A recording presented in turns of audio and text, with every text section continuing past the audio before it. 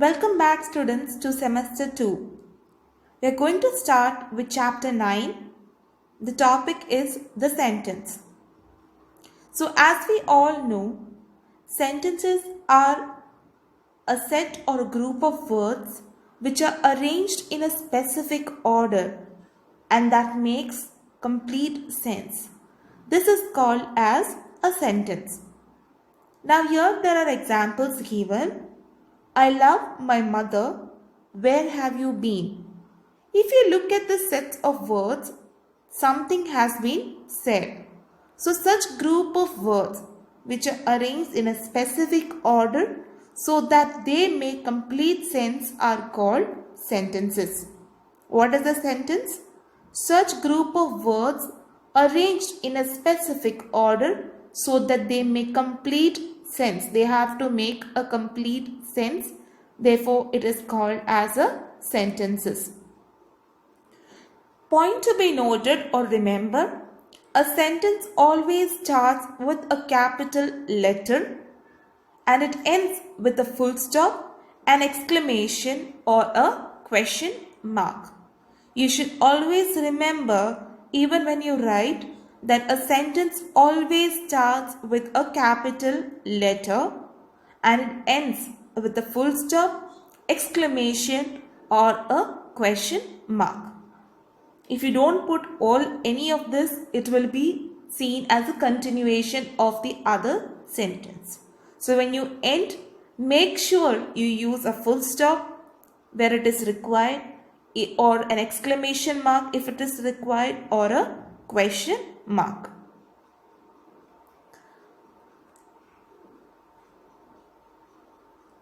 When forming a sentence, we name a person or a thing and then say something about the person or the thing. So when you form a sentence, usually we name a person or a thing and then we talk about the thing or the person. Now here, in sentence, there are two discrimination. One is subject and one is the predicate. Now, how to find which is the subject and the predicate? The person or a thing which we name is called the subject of the sentence, and what we say or talk about the person or a thing is called the predicate. Now, for example, here they have given Priya dances, Rafi sings beautifully, the three men sailed in a boat. So here Priya, Rafi, the three men are all subjects, whereas the other blue color part is called as the predicate. So in each of the sentences above, the words in blue form the predicate while the words in red letters form the subject. The predicate must always have a verb for the sentence to be complete. So every time you have a sentence, you should look out for the verb to say that it is a predicate, and if it is a name or a thing, name of a person or a thing, it is called as a subject. Next, in a sentence, the subject usually comes first and is followed by the predicate. Usually you see that the subject is always in the front and the predicate is followed. But sometimes, however, it may change. The predicate may be placed first and after that the subject.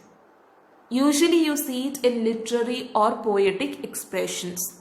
People who write literary works or poems, they usually use such kind of phrases. Around the garden ran the naughty children. So the naughty children here is the subject. It has been placed after the predicate. And silently flowed the river. Again here the subject is the river and silently flowed is the predicate.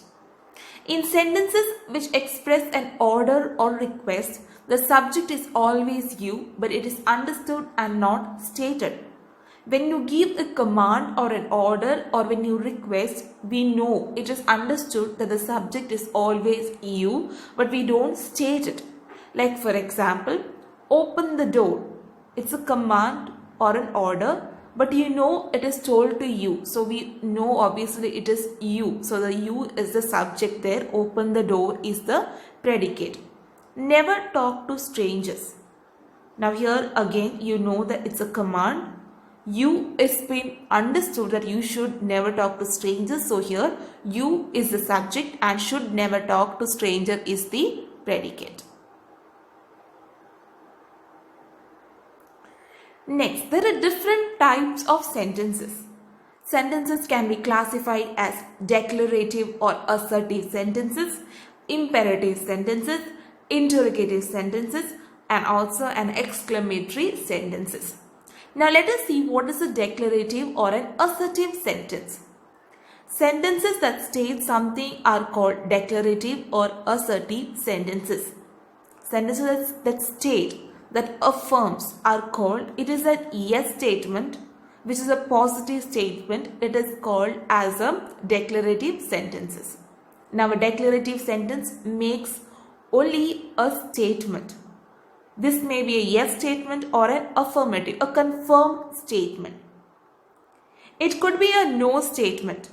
It can also be a negative statement and also say that it is an assertive no. Assertive means a positive. A positive means confirmed statements. For example, you can use a no statement as also, none, never, not, no one, or a negative statement. Now in affirmative, you can say that Father John is the principal of the school. A negative can be I did not eat the cake. Now formation of the negative. How can you form a negative sentence? Negative words like no, none, never, not, no one are used to change assertive sentences to negative. Now for example, there are many sentences given here. Let us take two sentences. There are chocolates in the fridge. When you want to make, it's an assertive sentence that there are chocolates in the fridge. It's a statement. It's a positive confirmation that there are chocolates in the fridge. Now when you want to make it a negative, what you write, what you do is you put a negative word like there are no chocolates in the fridge. All the boys were hired. None of the boys were hired. I am always tired. I am never tired.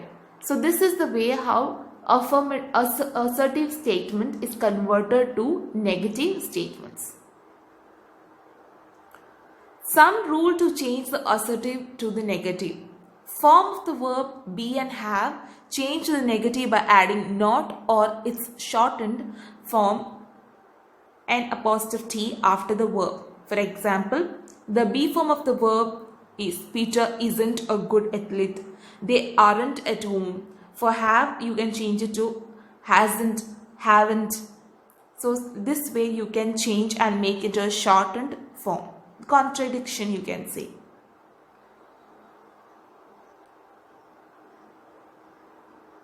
When helping verbs are used with the main verb, change the sentence to negative by adding not or its shortened form of an apostrophe T between the auxiliary verb and the main verb. So when helping verbs are used with the main verb, change the sentence to the negative by adding not, or you can use the shortened form of it. In sentences which do not have helping verb, the appropriate form of auxiliary verb do and the word not are added before the main verb. For example, you can see Mrs. Ghosh teaches art. Mrs. Ghosh does not teach art. So when there is no helping verb, you have to use the auxiliary verb do and the word not added before the main verb. When models like can, could, may, should, etc. are used in affirmative sentence, the word not is added between the model and the main verb. Here you can see Jania can write well. So you can see that there is a model can there, model word can there, and there is also a main verb right there. So what you should do is you can write Jania cannot write well. So we generally say cannot and not cannot. So usually we use cannot. So that is understood. We usually write C-A-N-N-O-T. We don't use C-A-N, leave a space, not. We don't use that. We write cannot, or Janya can't. So this is how we write when there is a modal word and a main verb. Next one.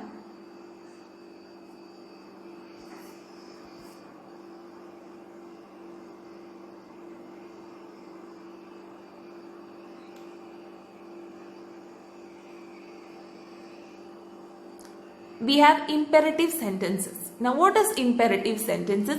Imperative sentences express a request or an advice or give an order or a command. Usually we use imperative sentences to express a request or an advice or to give an order or a command.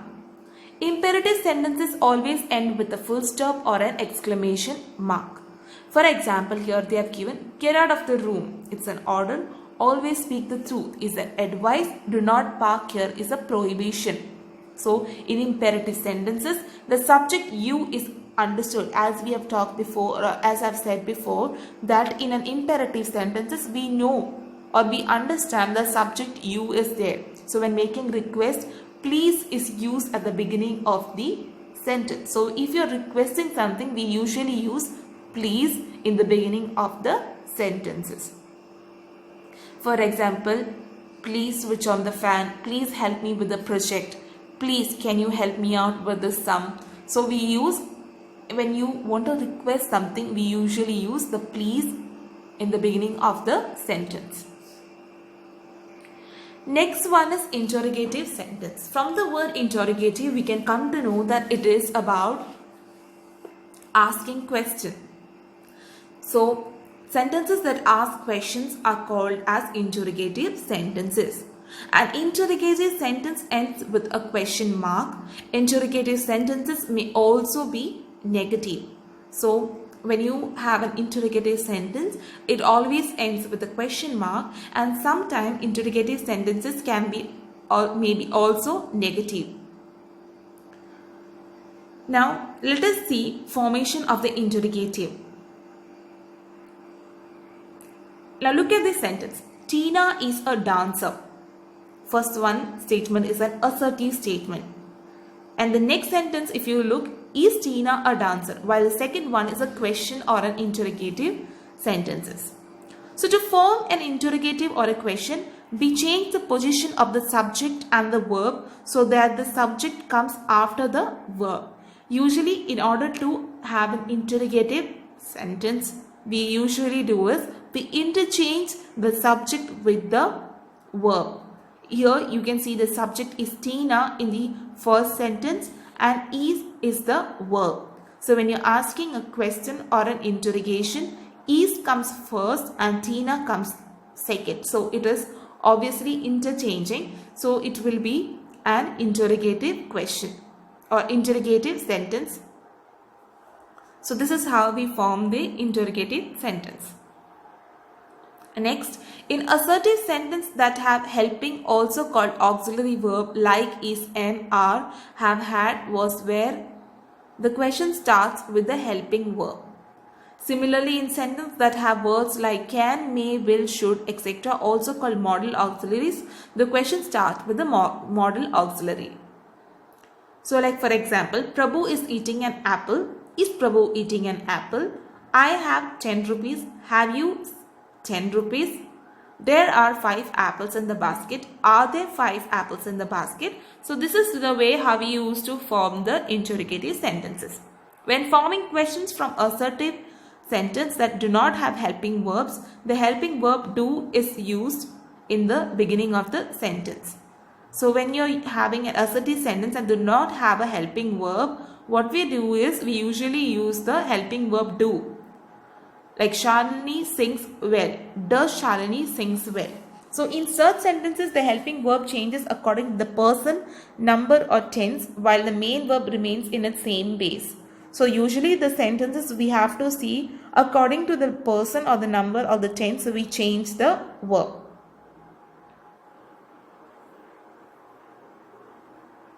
Next, we have the exclamatory sentences. So in the exclamatory sentence, we express strong feelings. We know how to express our feeling, and that is called as an exclamation or an exclamatory sentence. Sentences that express strong feelings are called as an exclamatory sentence. An exclamatory mark is used as the end of an exclamatory sentence. Words like alas, hurrah, beware, oh, what a pleasant. So these are the words which are used to express the feelings in our sentences.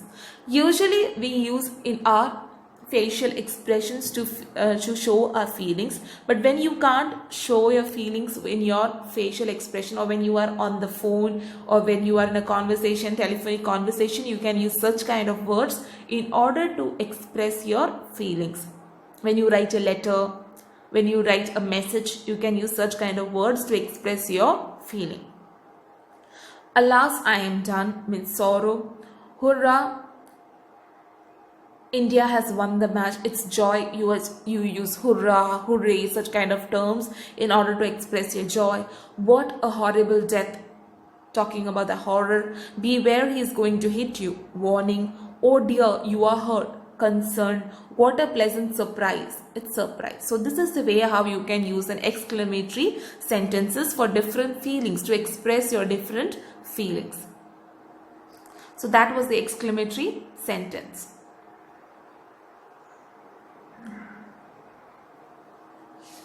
So this was the chapter. So let us start a small summary before we end.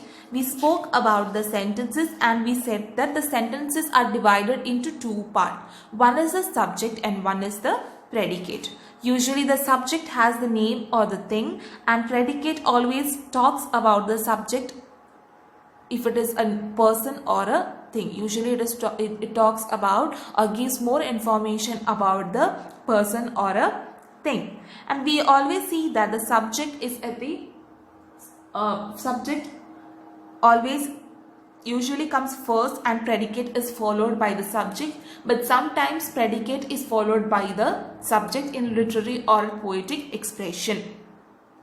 We also saw how different types of sentences. We said that there are declarative or an assertive sentence, imperative sentences, interrogative sentences, and exclamatory sentences, and we saw how to form these kind of sentences.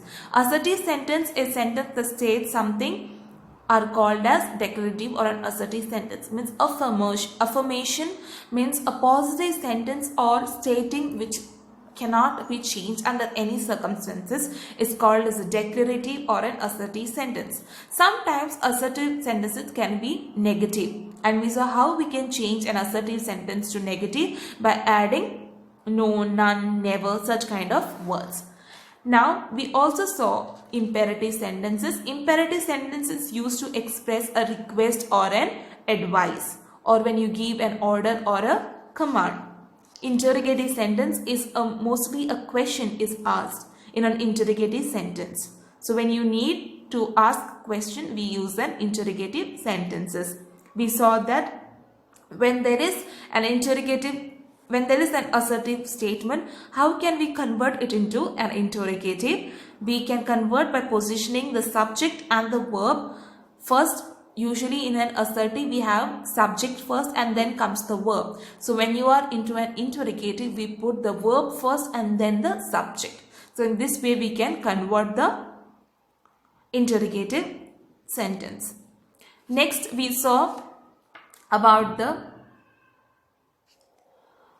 exclamatory sentences, and we saw that exclamatory is usually to express the strong feelings to another person. Instead of facial expression, we can use such kind of words in order to express our feelings, and we saw different examples of the exclamatory sentences. So this was the chapter all about. Thank you for listening and have a nice day.